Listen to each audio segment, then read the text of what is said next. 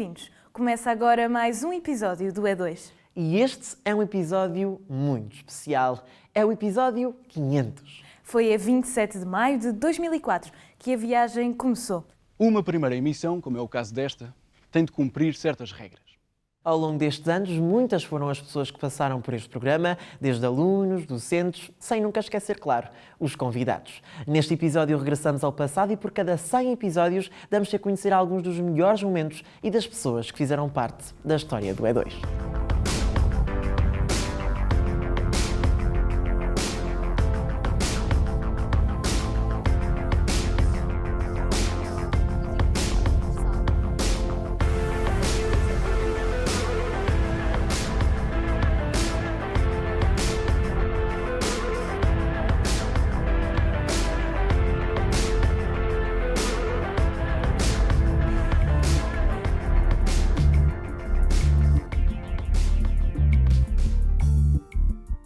O caminho começou a ser traçado e o nosso primeiro convidado conhece melhor do que ninguém a origem deste projeto. Pedro Azevedo foi o primeiro produtor do E2 e foi membro da equipa fundadora deste programa. Defende que o E2 é sinónimo de experimentação e o espaço perfeito para errar e evoluir. Se o E2 não existir, vai fazer muita falta, porque é um espaço importante para a experimentação, para os alunos que estudam aqui poderem trabalhar em televisão, em verem os seus trabalhos na televisão pública, de serem escrutinados sobre o trabalho que fazem, não só serem escrutinados pelos professores, mas pelas audiências televisivas, pelos amigos, pela família, por desconhecidos, e isso é importante. Acho que o E2 continua a fazer falta e faz falta. Foi, por um lado, com muita ansiedade, com algum receio, mas com um entusiasmo e com alegria que, pronto, vinha para aqui todos os dias trabalhar em algo que dura até hoje. Começou em 2004 e dura até agora. Tinha acabado de fazer a licenciatura em Comunicação Empresarial, mas já tinha feito aqui um estágio no Gabinete de Comunicação, tinha ajudado na organização de alguns encontros e congressos aqui na escola e a escola convidou-me para fazer a produção do programa e assim foi. Causou-me algum medo porque, pronto, era algo que ainda não tinha feito, que era produção de televisão e também estávamos assim no escuro porque o programa ainda não estava no ar, ainda não existia programa. Estávamos numa fase de experimentação, o que era isso de fazer televisão, até porque, pronto, como o programa é feito por alunos, também não estão aqui numa tentativa e erro de experimentar, algumas vezes arriscar, tentar perceber como funciona. Eu acho que, desde então até agora, essa experimentação continua e ainda bem. Mudou muita coisa, mudou, por exemplo, a duração do programa, que tinha 50 minutos e agora é mais reduzido. E ainda bem, porque muitas vezes o que se tinham que ser criados conteúdos que fossem mais longos e muitas vezes não há capacidade para produzir esses conteúdos mais longos. Eu acho que também foi evoluindo para uma equipa mais estruturada, há uma redação, há uma equipa de comunicação, de design que não existia na altura. A partir, se calhar, de 2003 ou coisa assim, já não sei. Se o programa é para sair naquela data, àquela hora, temos de ter o programa feito e entregue na RTP àquela data e àquela hora. Muita correria, muito stress para entregar e só conseguimos antecipar problemas se planearmos com antecedência. Claro que vai haver alguns momentos que surgem coisas que não são planeadas, mas essa questão de programar, de prever algumas questões tornou-se importante para a minha experiência profissional. Há boas memórias, muitos amigos. Eu tenho grandes amigos que mantenho até hoje, que conheci aqui no E2. Foi muito bom para mim porque conheci muitas pessoas e boas pessoas, que é o mais importante.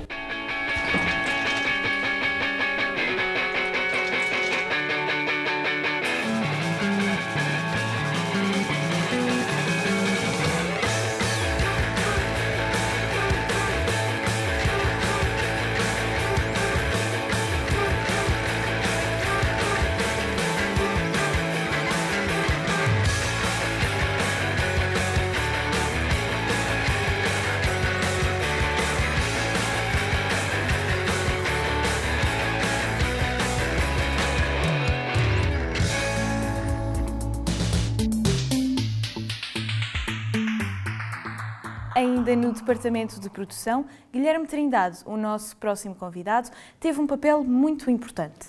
Além de conduzir o programa, revelou-se proativo também na criação de rúbricas. Ajudou assim a escrever também a história do E2. Olá. Excelente pergunta, Sérgio. O Sexo Gratuito é um conjunto de sketches humorísticos que nós os 4 fizemos. Era muito divertido e era a única coisa que a gente queria fazer era fazer uns sketches com piada, e se as pessoas estivessem a rir nós estávamos felicíssimos. Já havia gente sempre que, se calhar, passado algumas gerações, especialmente quando vinha trabalhar no E2, que redescobria os nossos sketches, redescobria o que a gente tinha feito e ficava com vontade de fazer também. Eu entrei em jornalismo e mudei para o audiovisual multimédia. Mas tanto numa área como noutra eu sinto que há coisas que a pessoa, por muito que estude, só na prática é que vai perceber, e fazendo os erros vai perceber. E uma coisa boa no E2 é a pessoa poder também participar nas fases todas do processo. Ou seja, se a pessoa só filmar, não é? Eu lembro-me que a gente se queixava imenso, que isto não está focado, isto não está bem enquadrado, isto está... pronto. Ok, o balanço branco está feito, não está? Então se está enquadrado, foca. Foca. Foca, foca. Foca. Isso, foca. Foca. Ok, temos foca. A solução muitas vezes era dizer, ok, agora vocês vão editar. E quando as pessoas editavam e tinham que lidar com os problemas, com os erros do seu passado eu, não é? A pessoa aprende a ter muito mais cuidado, porque percebe a chatice que é ter menos planos usáveis, ter planos que vão para o lixo. Portanto, aí a pessoa acaba por ser uma grande escola dentro da escola, ganhar esta experiência. Essa sensibilidade dos ritmos de edição, da composição, de abrir os horizontes em termos de ver o máximo possível de coisas diferentes para também termos mais ideias, em termos de realização, em termos de guionismo, em termos de edição. Isso veio daqui, veio do meu tempo aqui. Se por um lado há uma ligação direta entre eu ter estado na ESC e o emprego que eu estou agora, porque há um encadeamento de eventos que leva de uma coisa à outra, ao mesmo tempo a experiência que eu ganhei na ESC, e especialmente no E2, incluindo a fazer sketches de comédia, informou muito depois as minhas sensibilidades a fazer uma longa-metragem de comédia e uma série interativa de comédia como foi o Apaixonados. Mas se a pessoa não tomar iniciativa própria, não é só pelo currículo normal que vai conseguir ter essa experiência. Portanto, o E2 acaba por dar uma estrutura, não é, para não depender inteiramente de uma pessoa ter que ser completamente autodidata para ganhar experiência fora do currículo normal. Isto é para o quê? Para o making of? É só uma partilha. Eu acho que a minha experiência na ESC teria sido, tenho a certeza que teria sido mais pobre se eu não tivesse estado no E2. O meu objetivo era sempre que as pessoas achassem que pudessem ter no E2 um espaço seguro em que pudessem aliar aquilo que gostam de fazer, como eu fiz, como eu gostei de fazer sketches, e aquilo que lhes vai ser útil no futuro.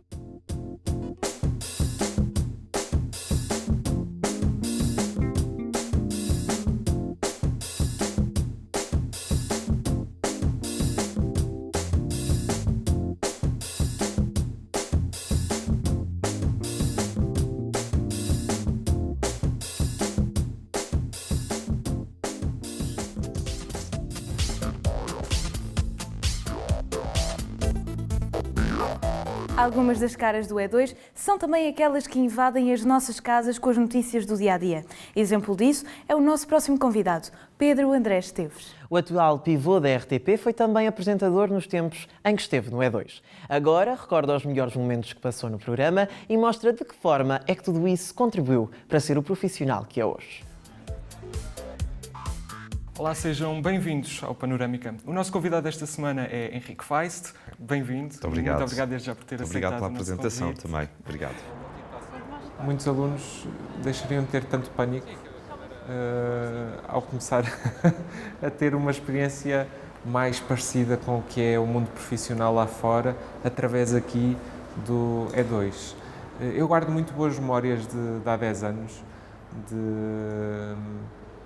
de estar ali a criar uma nova paixão e um novo bichinho que eu achava que aquilo de que gostava era a rádio, mas de repente estava ali a criar uma grande paixão, que era poder não só estar a trabalhar em televisão, fazer televisão, entrar ali num estúdio como o da escola, mas poder fazer algo que muitos dizem que é o lado mais nobre do jornalismo, que é a entrevista. O E2 acabou por conciliar esse trabalho que já fazia nas aulas, que estava a começar a aprender nas aulas, em fazer uma peça, em preparar uma entrevista, em ler um teleponto, fazer de pivô, e depois pôr na prática, ter tido já esse trabalho que envolvia muito improviso, ter de preparar uma entrevista aqui na escola de um dia para o outro e no dia a seguir ter de gravar essa entrevista live on tape, sem falhas, tinha de correr tudo bem à primeira, e ter essa preparação naturalmente deu-me muito jeito quando comecei em setembro na RTP para ir para a rua e começar a fazer sozinho o meu trabalho. E ter uma coisa muito importante, que era o trabalho de equipa, porque fazer televisão é um dos melhores exemplos de fazer um trabalho de equipa, em que tu não és nada, por muito boas perguntas que tenhas pensado, se o teu colega não tiver a câmara pronta e bem posicionada e o colega do áudio não tiver também preparado o microfone para o entrevistado poder falar, e, portanto, só com essa máquina bem oleada é que se consegue depois o produto final. Foi talvez das maiores aprendizagens que eu tive.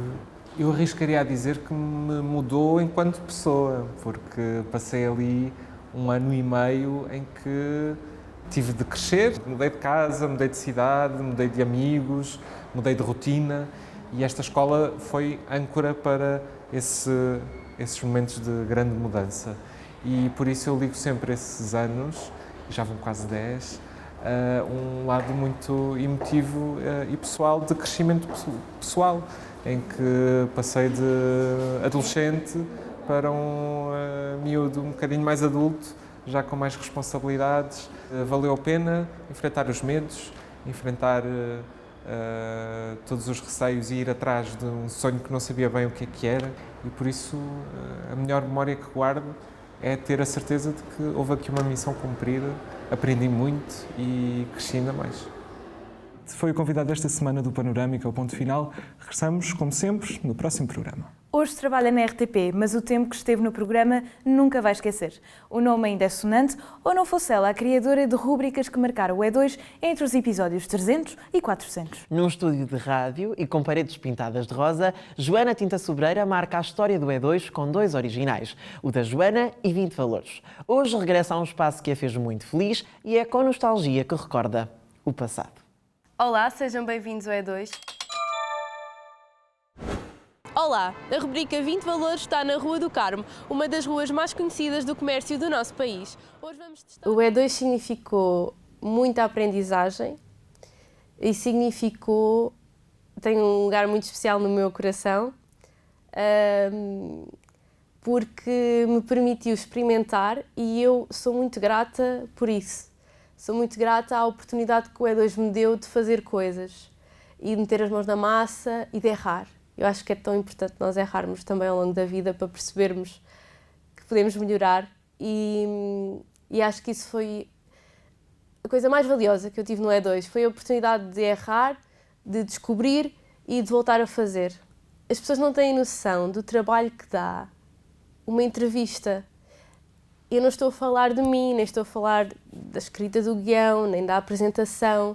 Por exemplo, aqui estão 2 câmaras ao nosso lado e as pessoas não têm percepção disso. Houve toda uma montagem de cenário, existe toda uma requisição de material, existe todo um agendamento de estúdio, essas pessoas são tão importantes quanto as pessoas que estão aqui à frente. Por isso, muitas vezes, o trabalho que nós vemos na televisão tem muitas camadas e são precisas muitas pessoas, muito mais pessoas do que nós julgamos. Por isso, eu acho que este trabalho de equipa, esta interação, este convívio também é muito importante. Eu conheci muitas pessoas que depois foram úteis no meu percurso, no meu mercado de trabalho, que fizeram parte do E2 e com as quais eu ainda falo hoje em dia e das quais ainda sou amiga. Portanto, acho que criou-se mesmo aqui um núcleo, uma família, se é assim. Eu sei que isto é muito clichê, mas era mesmo uma família. Eu chegava aqui, metia-me com a malta, eles metiam-se comigo e as coisas faziam-se com uma descontração e com uma leveza que às vezes o mercado de trabalho não tem. E acho que essa é a melhor parte, fazer parte do E2.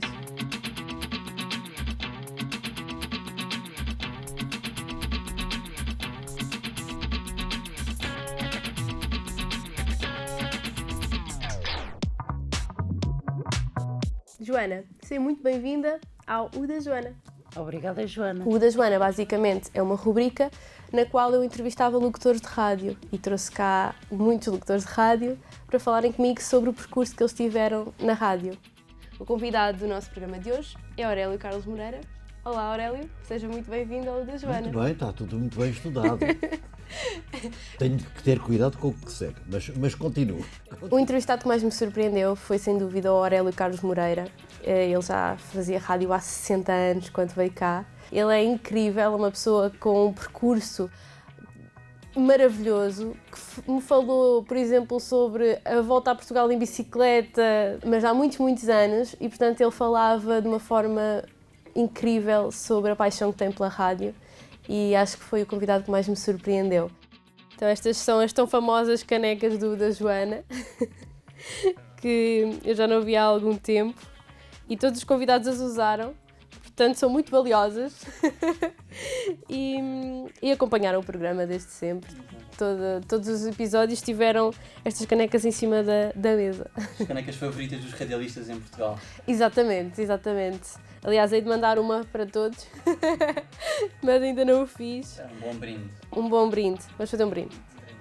Fui muito feliz aqui a fazer os programas que fiz, a fazer as rubricas que fiz. E se voltasse atrás... É assim, eu entrei no E2 uma semana depois de ter entrado na ESC, mas se voltasse atrás, entrava no E2 no dia a seguir. Para além de ter mandado e-mail, tinha vindo logo bater aqui à porta e não tinha esperado sequer pela resposta do e-mail.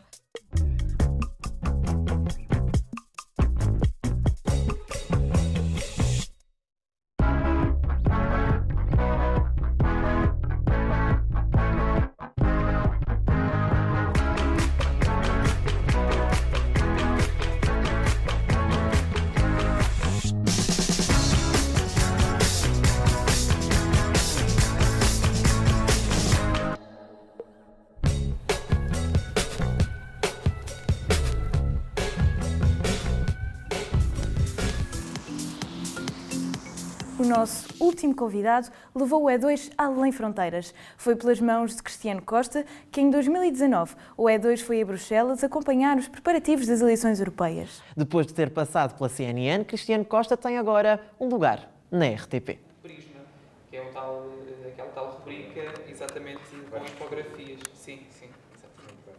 Há uma parte de mim que é E2 e sinto isso no dia-a-dia quando estou a trabalhar.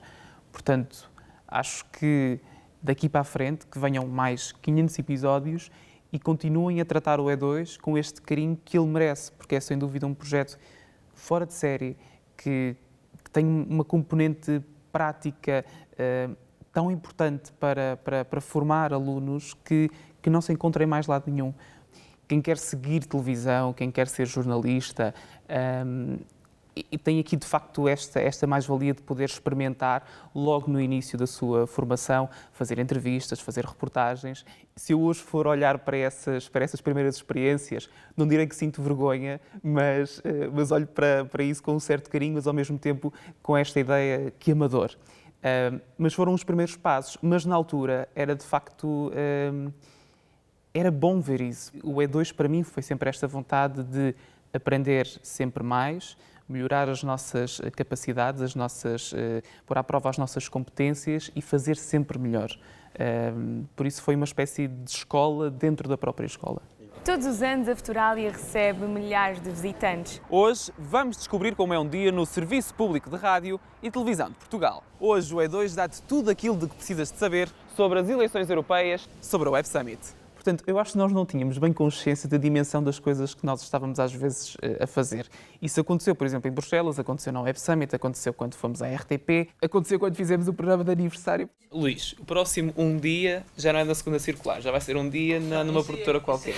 Eu acho que nós, olhando agora para aquilo que nós fizemos, nós éramos um bocado inconscientes porque atirávamos de cabeça sem ter bem noção dos riscos, porque o E2 tem prazos a cumprir, tem um programa a entregar à RTP2 todas as semanas. E nós corríamos tantos riscos, mas deram-nos essa liberdade para correr esses riscos e esse suporte para, ok, querem fazer, então vamos fazer. Quem quer saber o que é o E2, o melhor mesmo é entrar para o E2. Só estando no E2 é que nós percebemos realmente a dimensão e a grande mais-valia de termos este projeto aqui na escola. Memórias do E2 são muitas. São horas e horas passadas nas ilhas de edição, fins de semana a ler guiões e a corrigir guiões, corrigir reportagens, trocas de e-mails com professores para nos ajudarem a preparar programas, viagens a Bruxelas, participar na Web Summit, ter a oportunidade de falar com pessoas do mundo profissional que jamais, noutra circunstância, isso aconteceria. Portanto, o E2 é tudo isto. O E2 foi a escola que eu sempre sonhei. Tenho mesmo um carinho muito grande pelo E2, não só porque sempre quis fazer este programa, mas porque sinto que hoje não seria a mesma pessoa sem o E2. Portanto, o que eu trouxe do E2, quando terminei a minha formação aqui na ESCS, foi um conjunto de aprendizagens, um conjunto de amigos, toda uma bagagem que de outra forma não seria possível. A viagem chega ao fim. Com olhos postos no futuro, fica a promessa de que o E2 vai continuar a adicionar capítulos à história que as gerações mais antigas começaram a escrever. E é graças à dedicação de todos os que fazem parte do E2 que, ano após ano, novos alunos vivem experiências memoráveis enquanto se preparam para um futuro profissional sorridente. 500 episódios e certamente milhares de memórias. Uma celebração não só para aqueles que fizeram parte do E2, mas também para todas as pessoas que semanalmente nos acompanharam durante estes 500 episódios. Este especial do E2 fica por aqui, mas já sabes que podes continuar a acompanhar os nossos conteúdos nas redes sociais digitais e rever os episódios na RTP Play ou no YouTube, em E2 ESCS. O E2 regressa na próxima segunda-feira à 13h. Até lá, tenha uma excelente semana. Até breve.